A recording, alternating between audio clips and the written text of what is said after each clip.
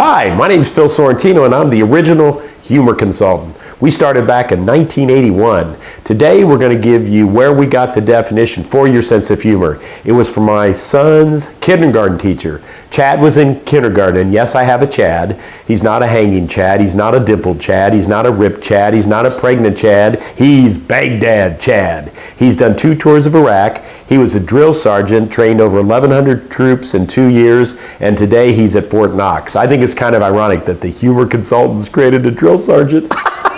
But he was in kindergarten, they were talking about your 5 senses. So Chad raised his hand, he said, "What about your 6th sense?" The teacher said, "Your 6th sense?" And Chad said, "Yeah, your ability to read other people's minds." In the parent-teacher conference, I went, "Yes!" A tear formed in my eye. I turned to my wife and I said, "He can't clean his room, but he's got this one right." But she was a great teacher. She said, "Chad, what about your 7th sense?" And Chad said, "Your 7th sense?" And the teacher said, "Yeah, your sense of humor." So if we can agree that your sense of humor is your sense of perspective, then it's the combination, it's the distillation, it's the result of all the information that we process through our other 6 senses. So literally, your sense of humor ends up being your attitude.